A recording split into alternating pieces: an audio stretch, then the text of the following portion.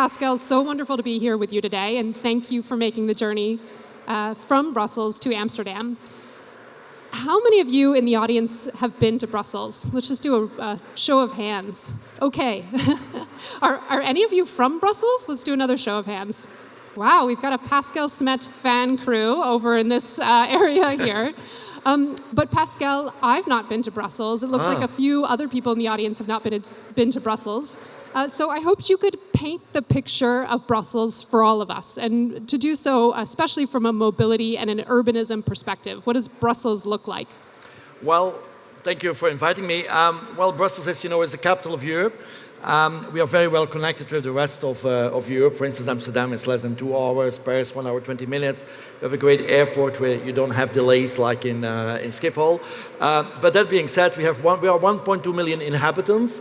We have daily base 100,000 people coming from abroad, living in Brussels. And then you can add another 350,000 commuters, which means that in the city of 162 square kilometers, we have 1.6 million people present every day. 1 out of 2 households in Brussels don't possess a car. Many of these people will walk, will take public transport, and more will bike. We will talk later about that. Most commuters will come by car individually, and they are the ones that provoke the traffic jams in the city. But Brussels, you know, wanted to be, after the war, a modern city, understand to be a kind of American city. And we destroyed neighborhoods, we constructed flyovers, highways in the city, and some more were, well, making the city bad. And so we were very car-oriented, actually, since the 50s and the 60s, but things are now pretty much changing in Brussels. And Pascal, as you're looking at Brussels and as you're serving the people of Brussels, how do you see that divide between commuters and non-commuters? How does that show up even like in the built environment or just in terms of people's behavior? Well, actually, Belgium is a very small country, you know, and Brussels is right in the middle, and we are very well connected by railway to the rest of Belgium. This was a very ideological reason. I don't know if you know, but Belgium was the first country to have a railway between Brussels and another city in Belgium in Europe, because they wanted to get labor people coming into the city in the morning very quickly, and in the evening get them out of the city and going back to the countryside. And you should know that in a Belgian DNA, it's anti-urban somehow. The dream of everybody is to have a house with a garden, with a fence around it, you know, in the countryside.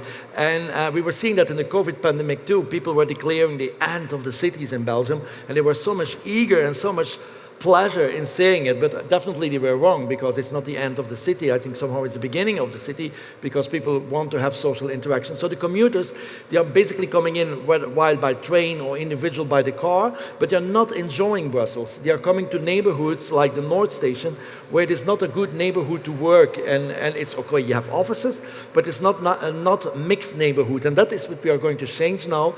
We don't want monofunctional neighborhoods anymore. We want to have these mixed, livable city neighborhoods in the city, and we have 2 of them who are not that good. It's the northern part around the North Station and the European quarter, which is quite monofunctional too. And Pascal, we're definitely going to get back to some of the questions and the points that you just raised, this idea of commuter versus non-commuter, or for that matter, how much you give to a city that you're only there for the day. I want to go back, though, 20 years, or 19 years, almost 19 years, when you first decided to join politics. I know you've done a number of things since then, and now are in charge of urbanism. But tell me a little bit about why you initially joined politics, and what was your motivation, especially as it relates to creating Brussels? Well, I'm a Brusselaar from the first generation. I was not born there. I'm coming from the northern part. I grew up with a bike, and I was in politics there, and then I decided to stop with politics because I didn't like it, and because I thought to myself I was urban, and so I went to live in Brussels. And then I said to myself, I never want to go in politics again. But then I had the opportunity to do. And why did I do it? Because I walked around in Brussels, and I didn't understand why we had these squares full of cars. I didn't understand why we had flyovers in the city. I didn't understand why we didn't have bike lanes. And when I started in politics in Brussels, you know, people shouted at me, go back to Flanders with your bike. We don't bike in Brussels. Huh? You are anti-Brussels. And so completely crazy. And today people don't shout anymore at me. In general, they're very nice.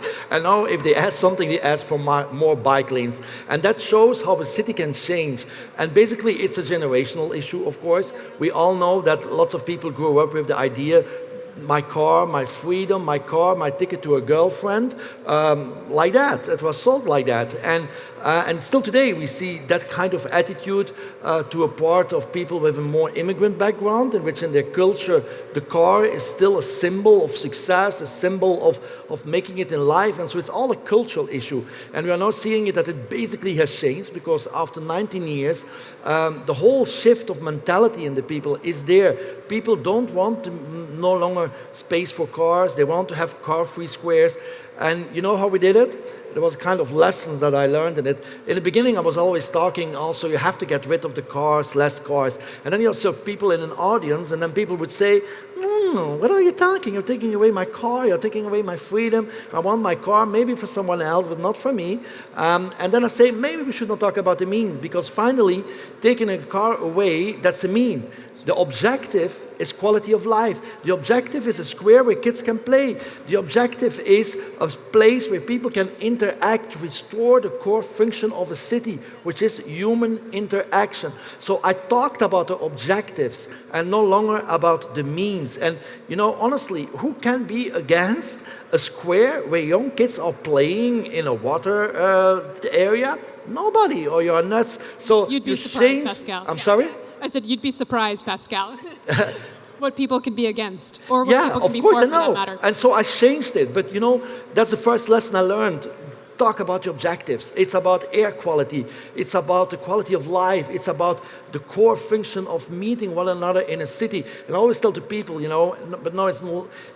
I biked a lot, and you know, when I am on a bike, everybody in the morning we say hello to that. You know, if you're a cyclist, you say hello because after a while you start to know the people bike.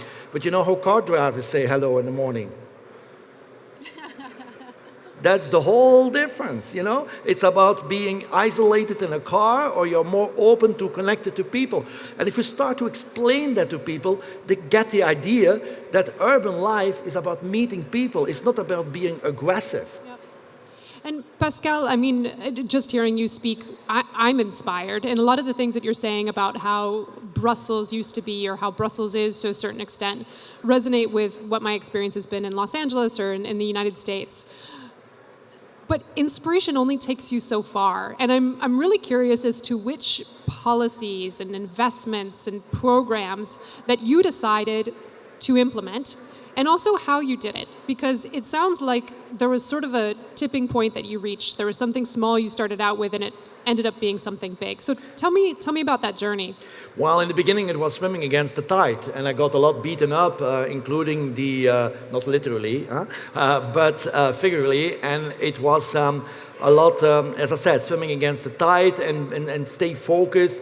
And then I thought, you know, in politics, and it's one of the problems in politics today, that many politicians, they just follow the crowd, you know. They listen to the opinion polls, they listen to the big-mouthed people, but they don't stand for anything anymore. And I decided I want to stand for this other way of a city, and we just are going to do projects. And if people like it, they will vote for me. And if they don't like it for me, then they don't vote for me. That's the essence of democracy. So what did we do is, I wanted to let people dream. You know, very initially, when politicians or others come with plans in a city, they start to explain a lot of things, you know. But if you go to a travel agency, the travel agent, if you want to have a holiday, is not going to explain to you how a tropical beach looks like, you know. He's going to put you a picture of a tropical beach, and he will say, you want this, you want blue skies, you want white sand, you want palm trees, and he will say, yes, I want it. But he's not going to say, you want to go to a beach and then go, no, it doesn't do that. So what we did is, we just, all the projects we had, for instance, a car-free square, we just made simulation pictures. We just showed to the people, this is this today, and it's going to be this. Are you against it? And most of the normal people would say, no, I want this, you know? And then they understand what you want, and then you have to deliver. So the lessons that I learned is make people dream. Secondly, stay focused, because a lot of people who want to get you off track. Thirdly, that I learned is listen to those who say nothing. Because a lot of people out there in a city are agreeing with you, but they won't say, I agree with you. It are only the ones who are against something that will do. And then I think, which was also important, as already said, talking about the objectives and not about the means, but also, you know, I had very often the feeling I was making people happy against their will. So I think if you want to change a city, I'm not a little dictator. I want to be, I don't have this enlightened idea of things. But if you want to do things in a city life, you have to do it. And once you do it, people will see it's good, it's nice. And so don't listen all the time to the ones who are shouting, because they are not necessarily the majority, and even people can be wrong. And so again, I come to the point, in cities, if you really want to change a city, and you see it with many cities, very often it's linked to a strong mayor, it's linked to strong leadership. So strong leadership, vision is necessary, of course, participation of the people, implying people, you all need it. But at the end of the day, you have someone who decides and say, this is for the general interest and not for your individual interest. And if you do that and you succeed in realizing projects, then you get a snowball going on, because then people will say, hey, I want it too, you know? Yeah. Pascal, one of my favorite podcasts is something called How I Built This, and it's a podcast about entrepreneurs. And the podcast host always asks people to tell him about a failure and what you learned from it. And I know most of what I'm hearing from you, what I understand from Brussels, is that it's been a series of successes that have led to something bigger. But I wonder if you could think of a policy or a program or a project that was just a big failure, and how you ended up pivoting from that in order to have more of a success. Yeah, at some point, it was not something about mobility, but more about public. I wanted to build an open-air swimming pool in Brussels, in a park, and we don't still have it yet. We must be the only city in Western Europe that doesn't have it. And then I learned you can have, then you can get a political opposition if you don't have enough allies, because, in Brussels, there was a time that politicians had hardly an idea. And then they were angry on me because I had ideas, which I thought was very stupid. Yeah. But then I was some way, how you say that, too, not selfish, I was too bragging about it, And then you get another reaction of these other politicians. So I learned it's important to make coalitions too, but always stay focused and make coalitions. And the second thing, I think, is sometimes the best can be the enemy of the good, So maybe it's not always necessary to go for the best thing and do something, and then, at the end it will get better. And so that I learned too. So don't want to be perfect from the right beginning. Yeah. On that point about building political support, the things that you're doing require a lot of it. And you mentioned both the vocal supporters of your actions and then also the silent supporters. So tell me a little bit about how you are creating coalitions. Who are your supporters? Well, the biggest ones who support me are people of European nationality who cannot vote for me. And in the city of Brussels, we are a very international city. It's 1 out of 3. 1 out of the 3 of the people living in Brussels are citizens of the European Union, but they don't have voting rights for the regional elections. So it's getting the media with you, and getting associations with you, and other political parties too, and just stay focused and build that coalition. And as I said today, we made in Brussels 2 years ago, or 3 years ago already, a good move plan, which was a kind of co-construction plan for the new mobility and public life approach in the public space in Brussels. And surprisingly, everybody was agreeing on it. Even the conservative parties, for years, they were against the biking things and like that. And then all of a sudden, they needed to change, and you had the strange situations that you have people of the opposition who started to take a bike on an election thing it was not credible at all, but they were doing it. And then you say, okay, we managed, because if they are doing it, and now today in Brussels, you have this new consensus that you need less cars in the city. I'm not against cars in the city. I'm not for a car-free city, because I think that's stupid, In the way life is organized today, we should not go to car-free cities, but we go to car-low cities. And only a car when it's really, really necessary, and take the alternative. And so this whole mental shift, and our Brussels shows it, that you can make a mental shift in 15 years. It's possible. And we're maybe a little bit late, but now, for the ones who haven't been in Brussels, come back and you will see the difference and how vibrant the city has become, how international, and we get more pressure for everybody to change it. And so it's coalition building, and you always need in society, how you say it in English, pioneers, people who are on the forefront, and they fight for it. And then today, the shift is there, so it's possible. Yeah. We're at Micromobility Europe, so of course I'm going to ask you about micromobility in Brussels. I'm particularly interested, honestly, in some of the shared micromobility programs you have or don't have, and what's on the horizon there.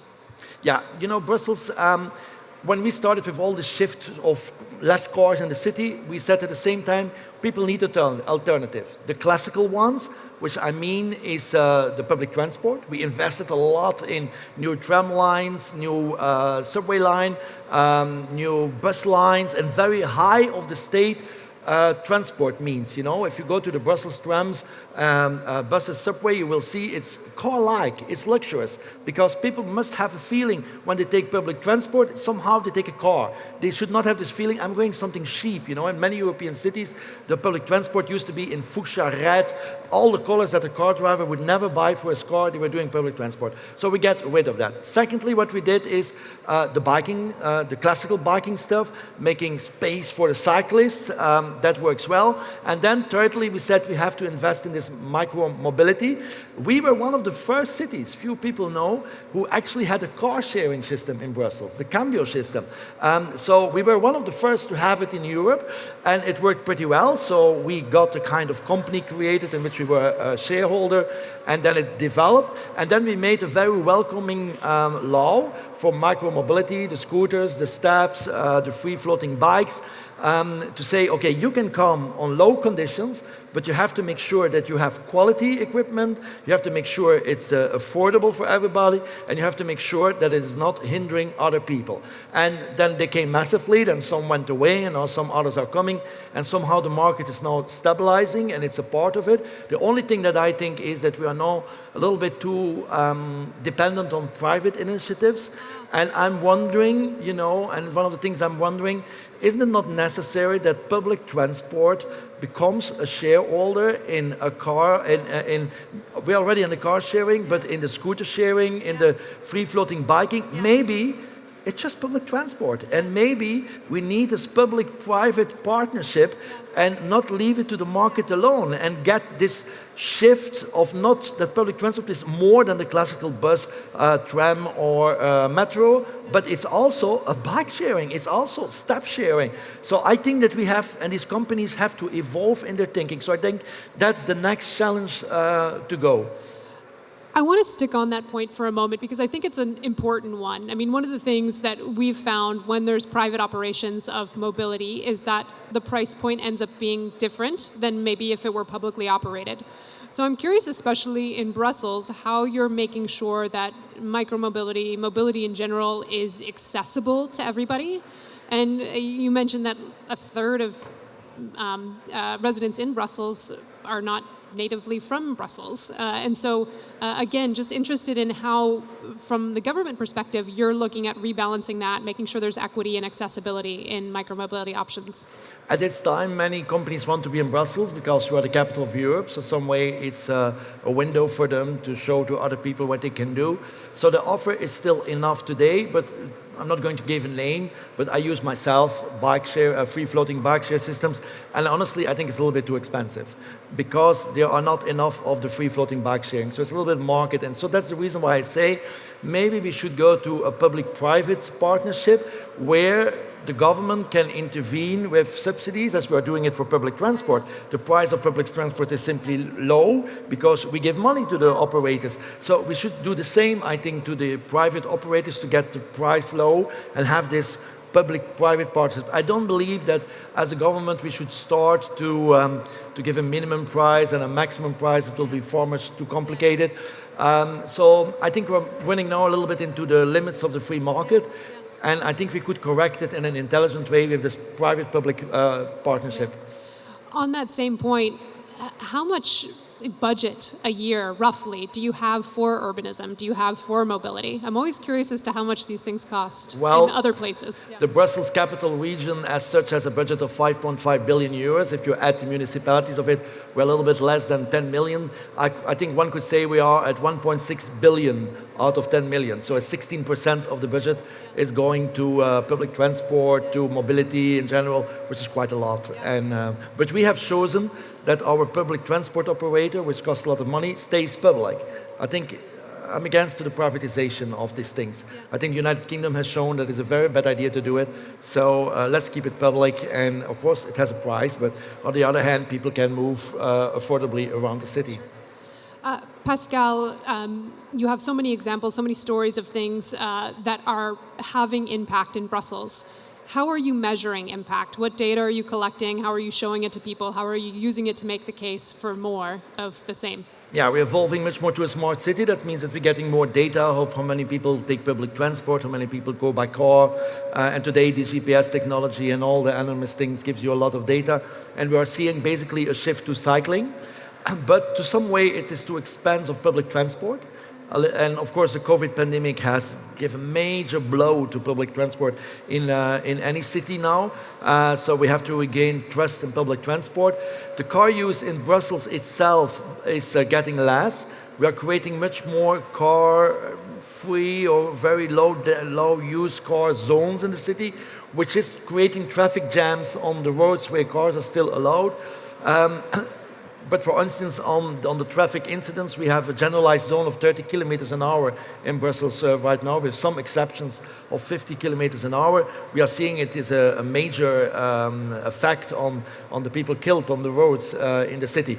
So there is data collection, you see the shift, and it's simply go to the city. And if you've not been a long time in Brussels, and you will see on the bike lanes that we make, the dedicated bike lanes, even on the Petit Ceinture, which is right around the core of the city, you will see even now at morning time, traffic jams of cyclists in Brussels. Who could have imagined 5 years ago that in Brussels you would have congestion at traffic lights for cyclists? So it can change. Excellent. And Pascal, I'm going to ask you one final question, and then thank you so much for your time here. We can't all be from Amsterdam, as we learned this morning, and Amsterdam's not perfect. And we can't all be from Brussels, and Brussels is not perfect. But certainly there are many things that especially policymakers can learn from your experience. So can you share one or two of those things that you learned that you think is exportable from Brussels to other cities? Well, first of all, if we can do it, the capital of the car, then every city can do it. And I will repeat what I said earlier. Stay focused.